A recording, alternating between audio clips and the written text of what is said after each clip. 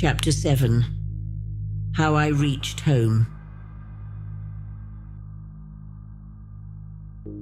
For my own part, I remember nothing of my flight except the stress of blundering against trees and stumbling through the heather.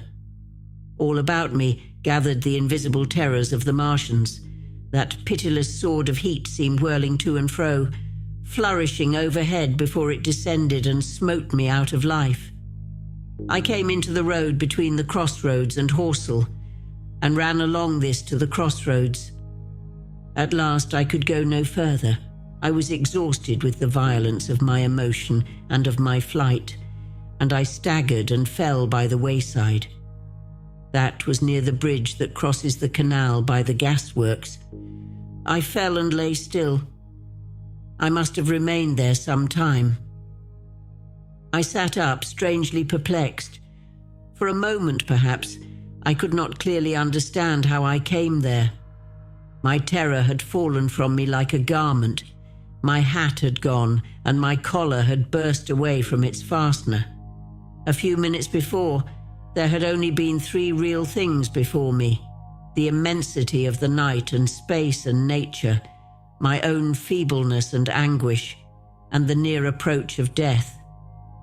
Now it was as if something turned over, and the point of view altered abruptly. There was no sensible transition from one state of mind to the other. I was immediately the self of every day again, a decent, ordinary citizen. The silent common, the impulse of my flight, the starting flames, were as if they had been in a dream. I asked myself, had these latter things indeed happened? I could not credit it.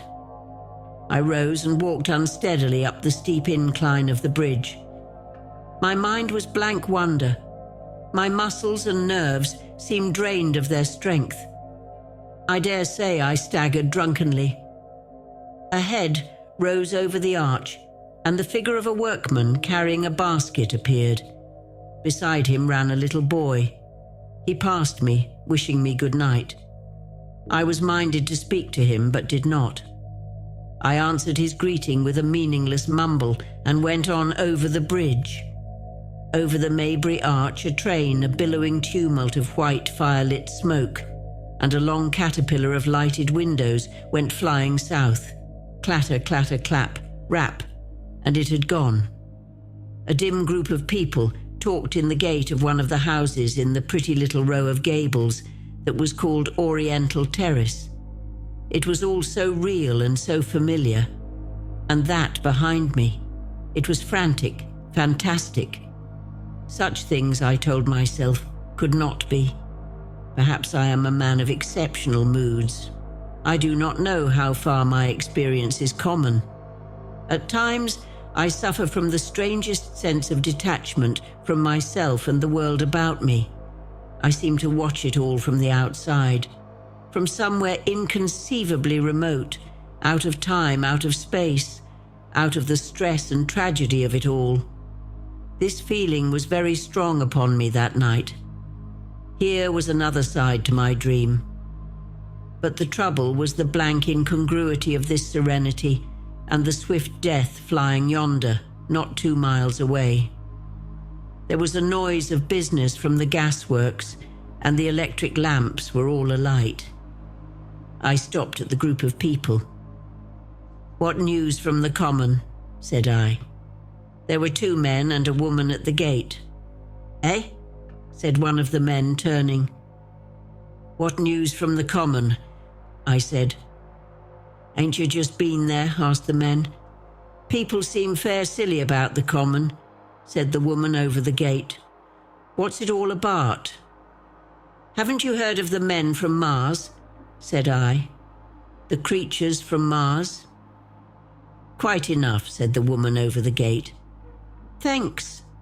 And all 3 of them laughed. I felt foolish and angry. I tried and found I could not tell them what I had seen. They laughed again at my broken sentences. "You'll hear more yet," I said, and went on to my home. I startled my wife at the doorway, so haggard was I.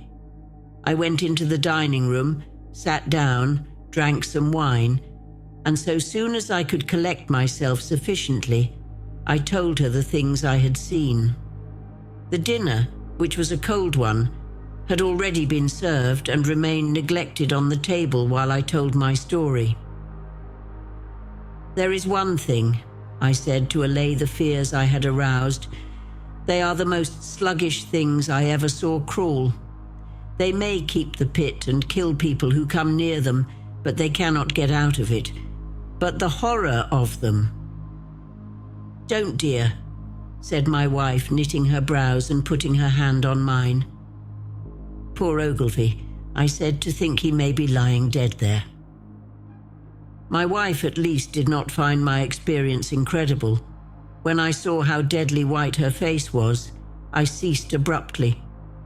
"They may come here," she said again and again. I pressed her to take wine and tried to reassure her. "They can scarcely move," I said. I began to comfort her and myself by repeating all that Ogilvy had told me of the impossibility of the Martians establishing themselves on the Earth. In particular, I laid stress on the gravitational difficulty. On the surface of the Earth, the force of gravity is 3 times what it is on the surface of Mars.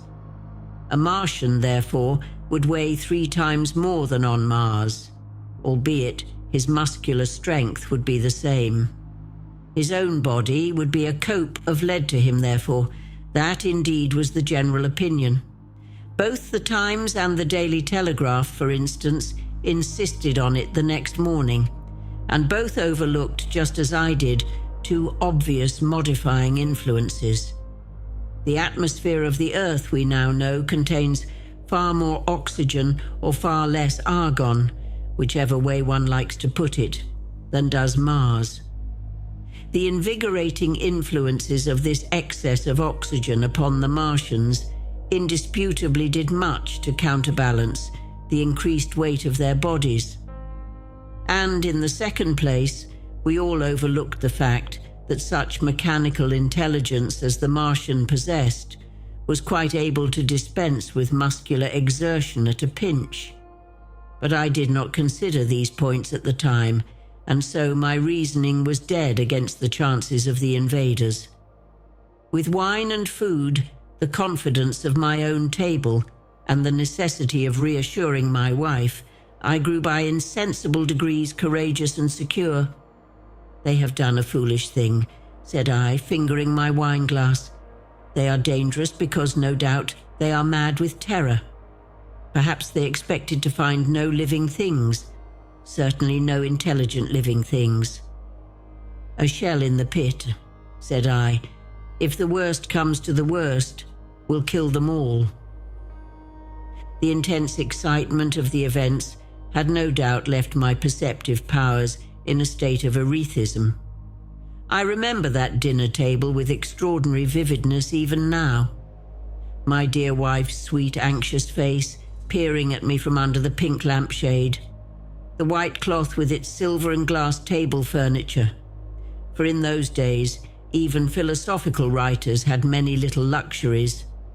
The crimson-purple wine in my glass, a photographically distinct. At the end of it I sat, tempering nuts with a cigarette, regretting Ogilvy's rashness and denouncing the short-sighted timidity of the Martians.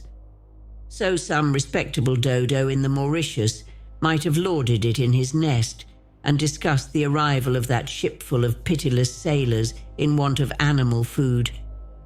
"We will peck them to death tomorrow, my dear." I did not know it, but that was the last civilized dinner I was to eat for very many strange and terrible days.